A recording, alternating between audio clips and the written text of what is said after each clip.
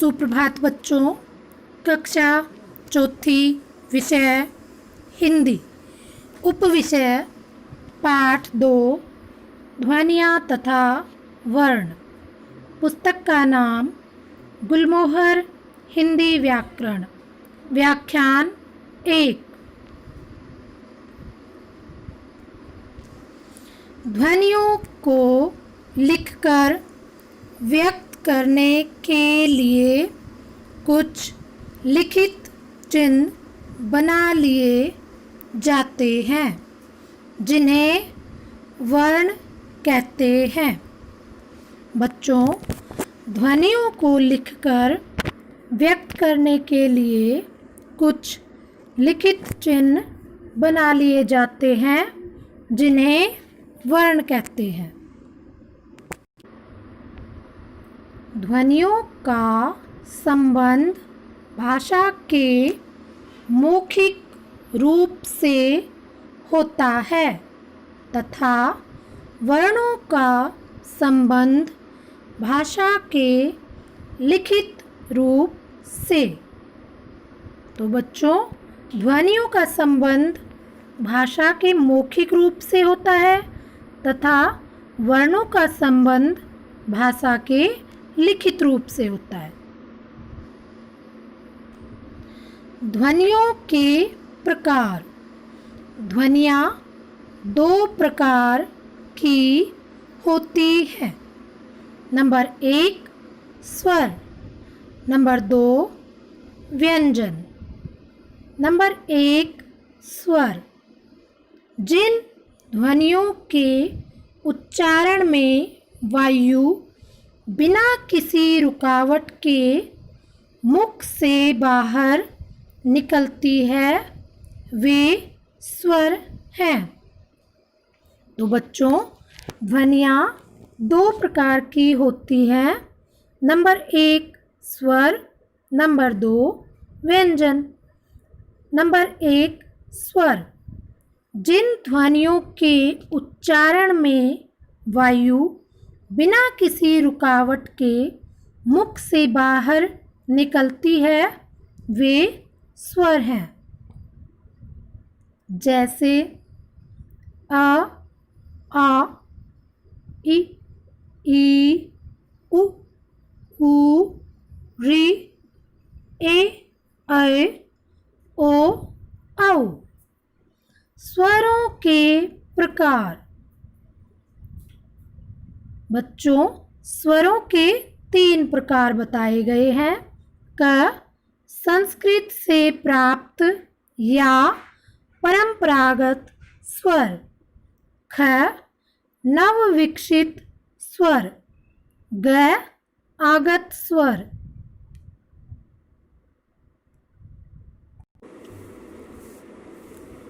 संस्कृत से प्राप्त या परंपरागत स्वर। अ, आ, इ, ई, उ, ऊ, ऋ, ए, ऐ, ओ, औ। इनमें 4 ह्रस्व स्वर हैं।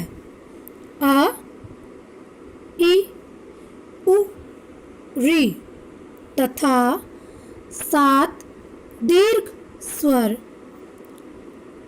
आ, ई, उ, ए, ऐ, ओ, औ हैं। ख नव विकसित स्वर।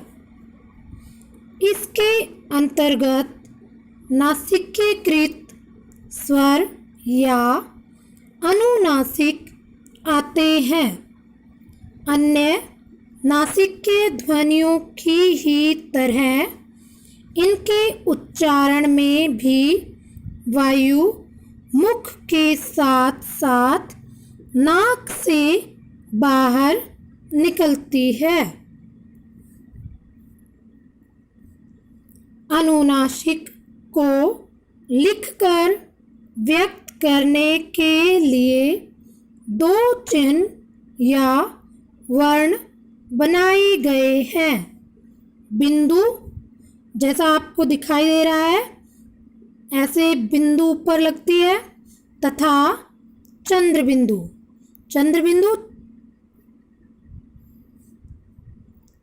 चंद्र की तरह बनाकर बिंदु बनाते हैं।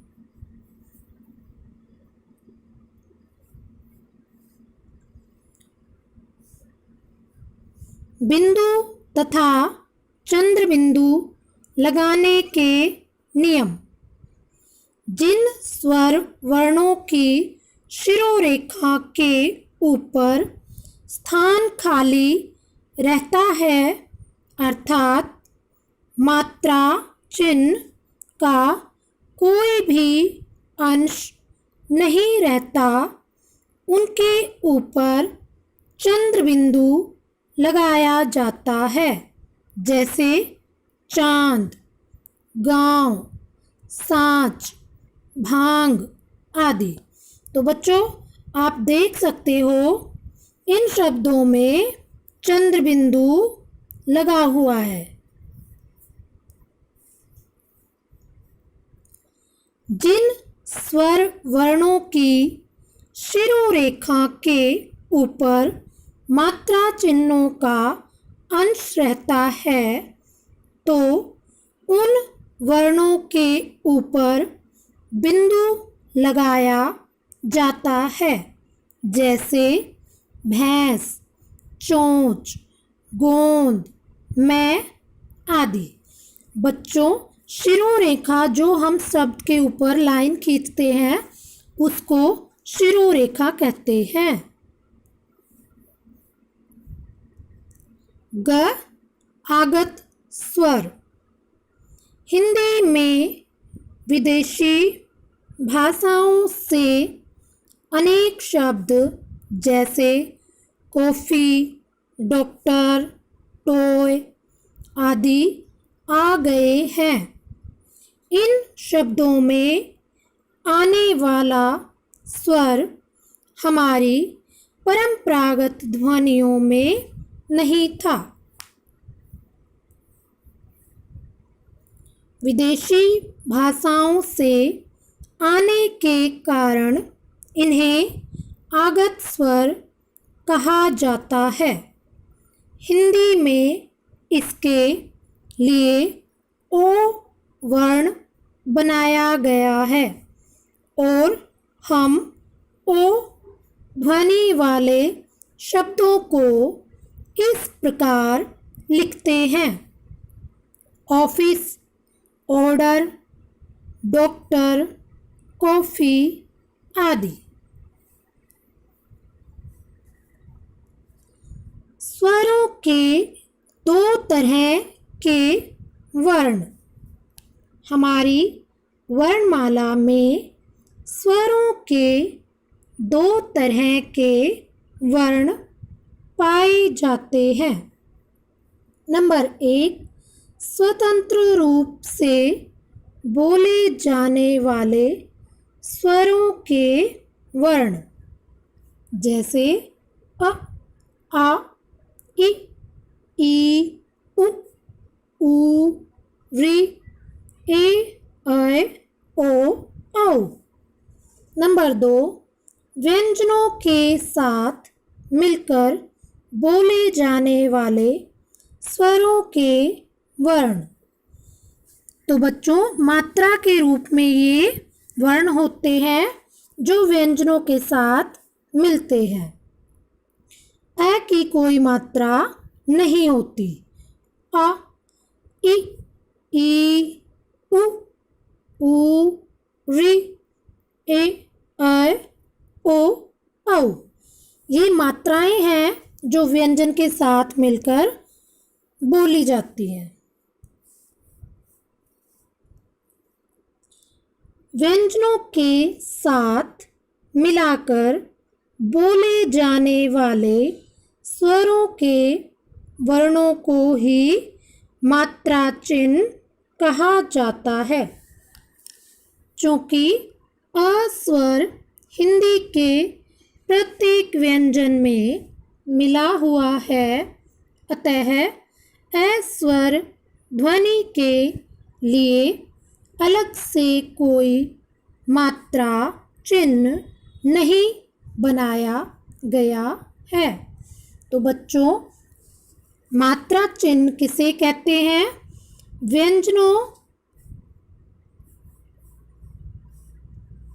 व्यंजनों के साथ मिलाकर बोले जाने वाले स्वरों के वर्णों को ही मात्रा चिन्ह कहा जाता है।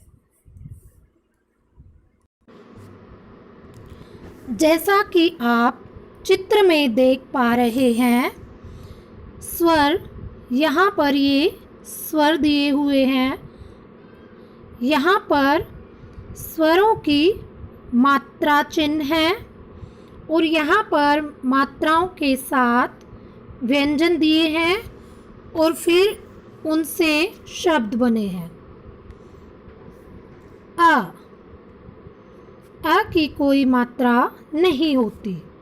मात्रा के साथ क जमा अ क शब्द बने कमल, कल।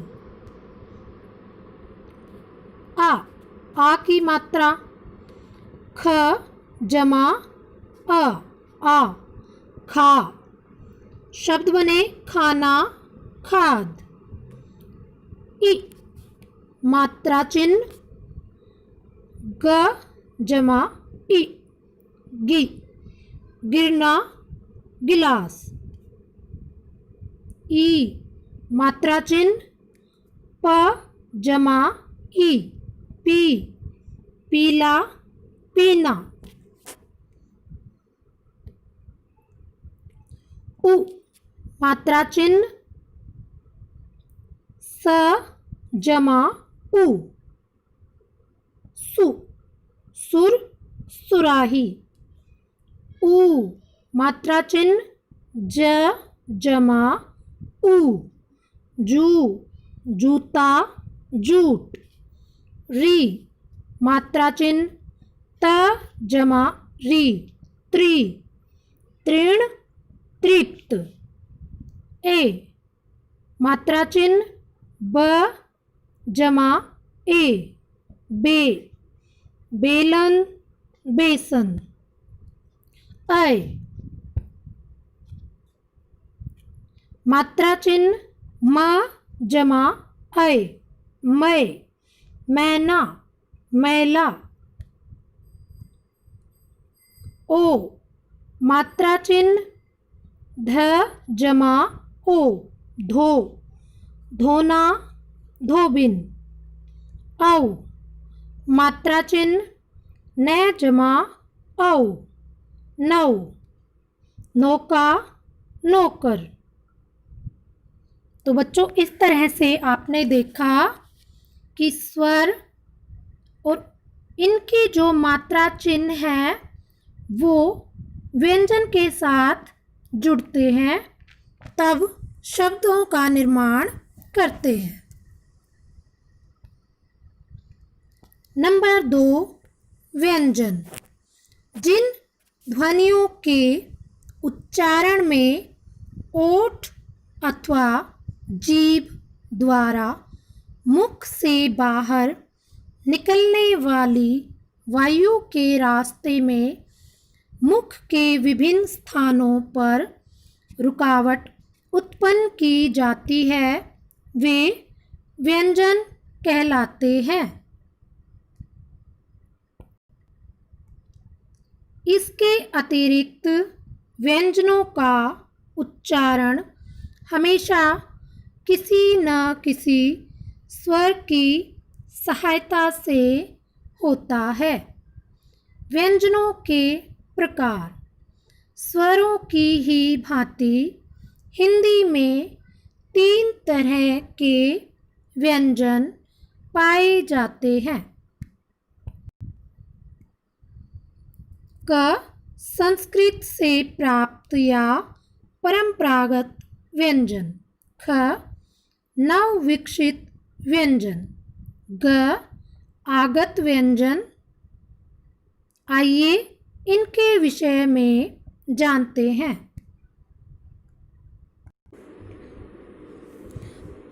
क परंपरागत व्यंजन।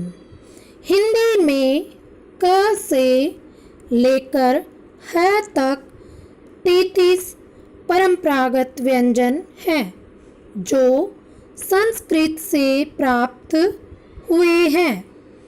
इनके उच्चारण से आप परिचित हैं। तो बच्चों, क से लेकर है तक 33 परंपरागत व्यंजन हैं। ख नव विकसित व्यंजन। हिंदी में ट वर्ग के व्यंजनों के अंतर्गत 2 नए व्यंजन विकसित हुए हैं जो संस्कृत में नहीं थे। ये हैं ड तथा ढ। इनका विकास ड तथा ढ से हुआ है। देखिए उदाहरण: लड़का, घोड़ा, बूढ़ा, मूढ़ा आदि। ग आगत व्यंजन।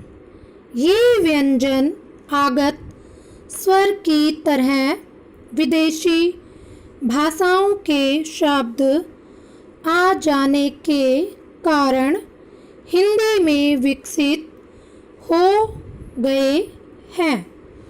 इन व्यंजनों के लिए हिंदी की मानक वर्तनी में इन व्यंजनों के लिए हिंदी की मानक वर्तनी में परंपरागत वर्णों के नीचे बिंदु नुक्ता लगाकर नए वर्ण भी बना लिए गए हैं। तो बच्चों, नुक्ता बिंदी होती है जो हम किसी वर्ण के नीचे लगाते हैं। जैसे ज, उसके नीचे हम नुक्ता लगाते हैं इस प्रकार। फ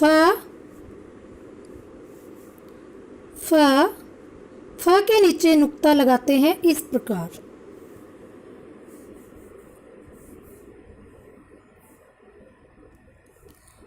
ये हैं ज तथा फ।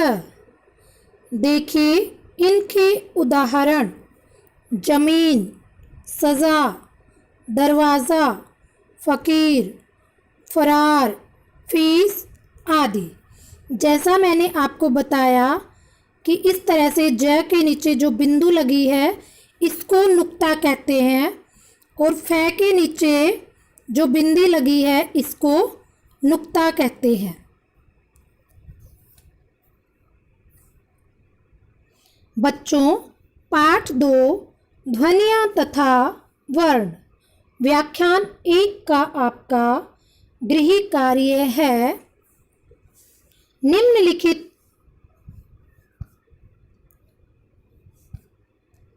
निम्नलिखित प्रश्नों के उत्तर दीजिए। क वर्ण किसे कहते हैं? ख स्वर और व्यंजन में क्या अंतर है? ग किन स्वरों को मात्रा चिन्ह कहा जाता है? धन्यवाद।